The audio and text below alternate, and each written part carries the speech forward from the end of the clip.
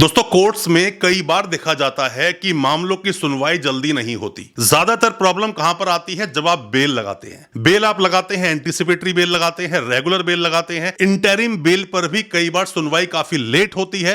तब तक मामला बहुत ज्यादा बिगड़ जाता है। आप अपने मामले की जल्दी सुनवाई कैसे करवाएंगे? क्या है वो तरीका? और साथ में ही अगर मामला जल्दी सुनवाई पर नहीं आ रहा है तो भी क्या रेमेडीज आप ले सकते हैं? उन सब के बारे में आज हम डिस्कस करेंगे अपने इस वीडियो में। अपने केस की आप जल्दी सुनवाई दोस्तों कैसे करवाएंगे, इस सब को जानने के लिए बने रहिए हमारे इस वीडियो के साथ। नमस्कार दोस्तों, मेरा नाम है वीरेंद्र वर्मा और आप देख रहे हैं फाइट फॉर ट्रू। दोस्तों होता क्या है कि जब भी आप किसी भी केस को कोर्ट में लेकर जाते हैं, ज्यादातर प्रॉब्लम्स कब आती है? जब आप बेल लगाते हैं। बेल लगाने में बहुत सारी प्रॉब्लम्स हैं। आपने इंटरिम बेल लगाई या कोई भी आप ऐसा ऑर्डर चाहते हैं जिससे आपकी सहूलियत मिल सके, आप कोई भी इस तरह का रिलीफ लेना चाहते हैं, कोई भी ऑर्डर लेना चाहते हैं जिससे आपको रिलीफ मिल सके, या फिर आप गए हैं एंटीसिपेटरी बेल लगाने या गए हैं इंटरिम बेल लगाने के लिए, चाहे वो रेगुलर बेल ही क्यों ना हो। कई बार मामले लंबे लंबे चलते जाते हैं, वहां पर जल्दी सुनवाई नहीं होती। ज्यादातर प्रॉब्लम होती है हाई कोर्ट में। और मैं आपको बता दूं, आप में से कोई भी नए वकील साहब है, कोई भी लॉ स्टूडेंट है, कोई भी कानूनी जानकारी ले रहा है, या फिर आपका कोई सगा संबंधी जानकार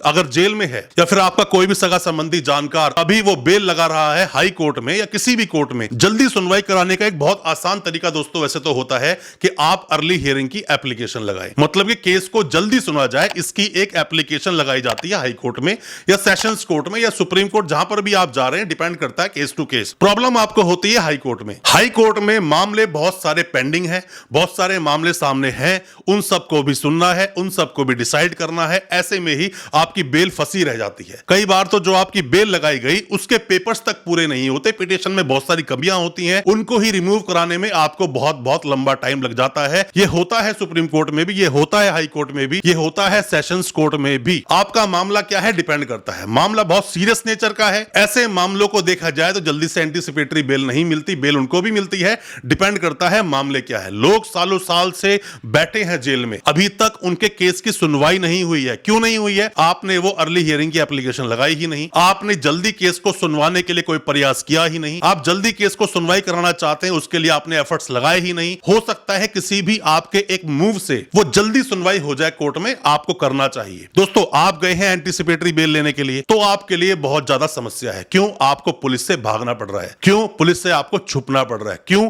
पुलिस आपको अरेस्ट कर सकती है। आप चाहते हैं कोई भी किसी भी तरह का रिलीफ मुझे हाई कोर्ट से या किसी भी कोर्ट से जल्द मिल जाए और आपकी सुनवाई नहीं हो रही है। वो इसीलिए नहीं हो पा रही है कि आप कोई एप्लीकेशन मूव नहीं कर पा रहे हैं। और ऐसे में ही क्या देखा गया कई बार कि एंटीसिपेटरी बेल लगाई होती है, लगाने की सुनवाई हो नहीं पा रही है, इतने में ही पुलिस आपको अरेस्ट कर लेती है। अरेस्ट करके आपको जेल भेज देती है। फिर आप आते हो रेगुलर बेल पर और ये एंटीसिपेटरी बेल को आपको विड्रॉ करना पड़ता है। सेशंस कोर्ट में जल्दी सुनवाई हो जाती है। यहां पर भी किसी भी मामले की जल्दी सुनवाई कराना चाहते हो, अर्ली हियरिंग एप्लीकेशन लगा दो। चाहे आपका कोई भी वो जो जानकार है वो जेल में हो, चाहे वो बाहर हो, एंटीसिपेटरी बेल हो चाहे रेगुलर बेल हो। रेगुलर बेल लगाने गए हो 439 सीआरपीसी में आप लगाओगे 439 ऑफ सीआरपीसी में। आप अगर गए हो किसी भी एंटीसिपेटरी बेल में 438 ऑफ सीआरपीसी में वो बेल लगती है। तो डिपेंड करता है कि किस केस में आप गए हो। इंटरिम बेल में भी बहुत बार बहुत लंबा समय लग जाता है। प्रॉब्लम होती है लोगों की डेथ हो जाती है अगर किसी भी मेडिकल ग्राउंड पे गए हो। आप इंटरिम बेल पर यह जरूर देख ले किस ग्राउंड पे जा रहे हो। आप छोटे मोटे मामलों पर जा रहे हो कि मुझे एक छोटा मोटा ऑपरेशन करवाना है, मैं जेल में बंद हूं, मुझे ऑपरेशन कराने के लिए मुझे इंटरिम बेल दे दी जाए दोस्तों, तो वहां पर जज साहब क्या ऑर्डर करते हैं कि आपको कस्टोडियल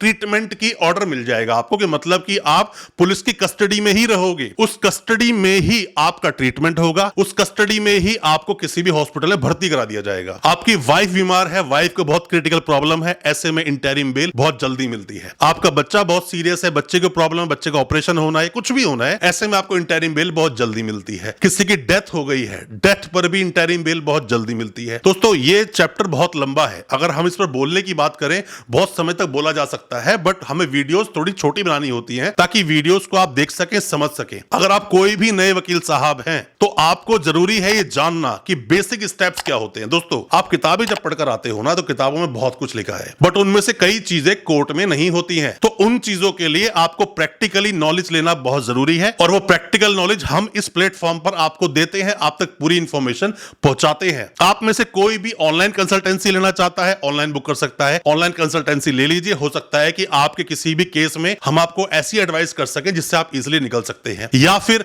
आप कोई भी सलाह लेना चाहते हैं, कमेंट बॉक्स में सवाल पूछे, हम आपको उसका रिप्लाई करेंगे। आपका कोई मामला ऐसा है पेचीदा फंसा हुआ है तो भी हम आपकी उसमें हेल्प कर सकते हैं। मतलब कि आपको बता देंगे आप कैसे निकलेंगे, हम आपको उसके बारे में एडवाइस जरूर कर देंगे। बाकी डिपेंड करता है हमारा जो पर्सनल एक्सपीरियंस है क्रिमिनल केसेस को लड़ने का। हमने कोर्ट में कई बार ये देखा है कि जो किताबों में लिखा है चलता वैसे ही है, बट उसकी रूपरेखा बदल जाती है कोर्ट में जाते ही। दोस्तों, आपको अच्छा वकील बनना है, आप अच्छे से क्रिमिनल प्रैक्टिस करना चाहते हैं तो बहुत जरूरी है कॉन्फिडेंट होना, बहुत जरूरी है नॉलेज का होना, बहुत जरूरी है एक्सपीरियंस का होना। एक्सपीरियंस कब आएगा? बहुत सारे केस लड़ोगे आप, बहुत सारे केस लड़ते लड़ते लड़ते लड़ते बाद में एक वक्त आता है जब किताब खोलने की जरूरत नहीं पड़ती, सब चीजें आपको टिप पर याद होती हैं और आपको पता होता है कैसे आर्ग्यू करना है और क्या बातें हमें नहीं बोलनी है। तो दोस्तों, कैसे आप अर्ली हियरिंग करवाएंगे, कैसे अपने केस की जल्दी सुनवाई करवाएंगे, उसके बारे में मैंने आपको बताया। आपको अच्छा लगा आज का हमारा वीडियो? हमारे वीडियो को ज्यादा से ज्यादा अपने दोस्तों, परिजन, परिवार तक शेयर करें ताकि वो भी अपने आप को कानूनी जानकार बना सके।